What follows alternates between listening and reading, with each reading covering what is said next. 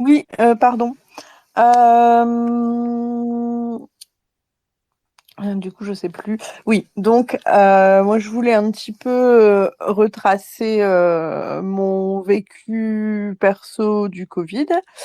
Alors, je voulais préciser que je ne fais pas partie des personnes désignées comme fragiles à la base face au Covid. C'est particulier parce que j'ai des fragilités préexistantes, mais qui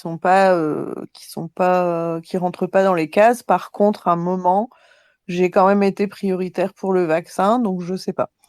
Euh, j'ai fait un Covid pendant la deuxième vague, donc octobre-novembre 2020, dans un contexte assez particulier parce que, enfin, c'est particulier comme tous les contextes Covid, mais parce qu'il y avait, enfin, c'était une époque où, en tout cas, dans ma région, tous les hôpitaux étaient pleins. Mon Covid s'est aggravé de manière assez inquiétante, mais dans ce contexte particulier, j'ai jamais été prise en charge dans le sens où les médecins que j'ai appelés ont refusé de se déplacer. Le 15 a refusé aussi de me prendre en charge en me précisant que de toute façon, s'il me prenait en charge, bah, il m'enverrait hors région parce qu'il n'y avait plus aucune place et que je risquais, donc je cite, hein, je risquais de ne plus jamais revoir mes proches et que c'était à moi de choisir, en gros, si je voulais continuer à souffrir à domicile ou si je voulais souffrir loin de mes proches. Sachant que j'arrivais plus à respirer, que j'avais les lèvres bleues, etc. Et ça a duré un petit moment et c'était très difficile à vivre pour moi. J'ai un peu de mal à le raconter. D'une part parce que mes souvenirs sont flous, parce que j'avais de la fièvre et que j'étais très mal, et d'autre part parce que ça a été un moment de panique extrême, enfin, qui a duré plusieurs jours, hein, où j'ai cru que bah oui, j'allais pouvoir mourir seule dans le fond de mon lit.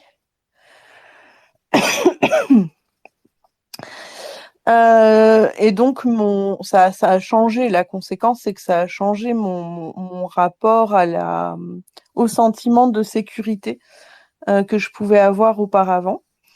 Une autre conséquence, c'est que bah, comme j'ai pas été prise en charge, il est noté nulle part dans mon dossier médical ou je ne sais quoi que j'ai fait une version assez grave de Covid. Et que du coup, aujourd'hui, bah, tout le monde s'en fiche un peu et je ne sais toujours pas pourquoi j'ai fait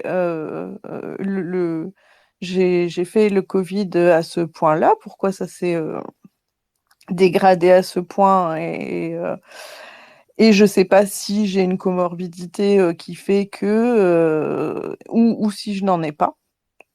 Et donc je suis dans l'incertitude, mais par contre je ne suis plus prioritaire sur les vaccins, donc je sais pas si je pourrais être vaccinée. Je sais pas si sans vaccin je risque de refaire une forme de ce style qui était enfin voilà, je donnerais à peu près tout pour pas pas revivre ça. Et puis ça a été suivi d'un Covid long, mais qui n'a pas été prise en charge non plus parce que, bah voilà, parce que de toute façon, il n'y avait pas eu de suivi à la base de mon Covid et que les conséquences, on m'a laissé les gérer toute seule, et c'est que des mois et des mois plus tard, en changeant X fois de médecin, que j'ai eu un médecin qui s'y est intéressé. Et donc, il y a eu aussi une perte de confiance dans le monde médical. Je suis désolée, j'ai pas suivi l'heure. N'hésitez pas à me dire s'il faut que j'arrête.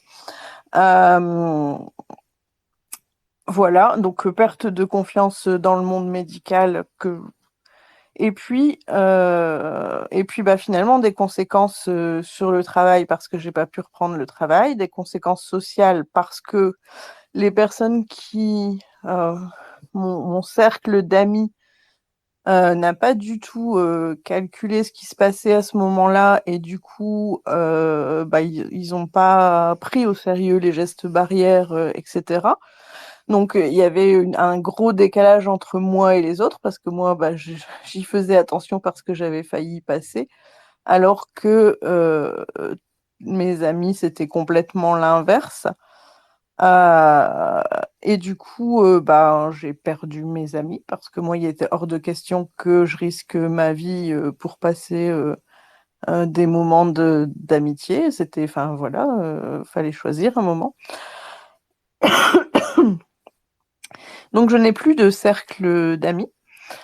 Euh, et troisième conséquence, bah, ça a été un gros trou de 2 ans dans mon CV parce que j'ai pas pu reprendre le boulot. Et puis aujourd'hui, après un deuxième Covid, alors là, ça va mieux, mais de nouveau des grosses difficultés, un Covid long qui a duré quelques mois.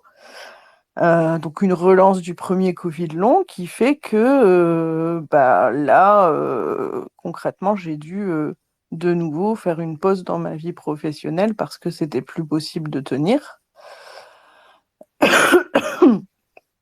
Pardon. Donc de nouveau, ça va mieux, mais combien de temps va falloir vivre comme ça, sachant que toutes les mesures sont levées, sachant que je travaille avec du public et que ce public bah, ne prend plus du tout en compte l'existence du Covid et que donc moi, ça me met en danger quotidiennement et que j'ai aucune idée de pourquoi est-ce que j'ai fait une forme grave une fois et est-ce que ça peut me réarriver ou pas.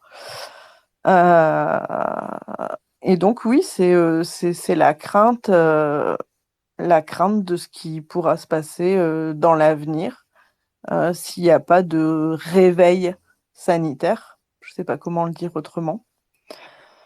Et je vais m'arrêter là parce que voilà, je suis fatiguée. Merci.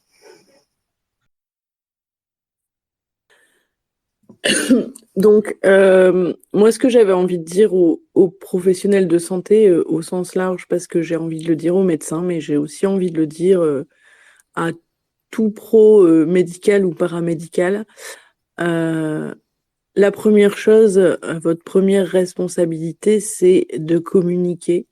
Et communiquer, ça se fait de plein de façons différentes. Moi, mon travail, quand j'en ai, c'est de m'occuper de personnes qui ont des problèmes de santé. Donc, de personnes qui ont des problèmes de santé qui sont parfois et même relativement souvent en rapport avec des comorbidités possibles par rapport au Covid. Et, euh, et ces personnes sont pour la plupart pas du tout informées des éventuels risques qu'elles peuvent prendre. On leur dit tout simplement que si elles sont vaccinées, ça va, sauf que bah pas forcément, parce qu'il y a des gens vaccinés qui finalement douillent pas mal et qui peuvent développer aussi des Covid longs. Dans les personnes que je suis, que j'accompagne, il y a une proportion, je trouve, assez impressionnante. En discutant avec eux, bah, on se rend compte qu'ils ont des restes du Covid, donc ils sont en Covid long, que ce soit léger ou plus lourd, mais en tout cas, il y a des séquelles. Donc communiquez, dites à vos patients, à vos clients, etc., ce qu'ils risquent. Et si vous leur dites pas, bah, communiquez autrement. Portez des masques toujours, tout le temps, pas seulement quand vous dites ah là, là, c'est peut-être bien, ça monte un peu, on va remettre les masques, etc. Non, vous êtes là, vos métiers, c'est aussi des métiers de prévention et et on n'en peut plus que cette prévention, elle soit pas du tout prise en charge par personne, ni par le gouvernement, ni par les soignants. Et on a besoin de modèles. Si vous faites cet effort il y a une partie de la population qui suivra. Et si plus personne ne le fait, bah voilà, vous fermez l'espace public à tout un tas de citoyens et vous le rendez dangereux pour d'autres. Et ça devrait pas exister, on ne devrait pas vivre comme ça, on ne devrait pas concevoir la société comme ça. Voilà, merci.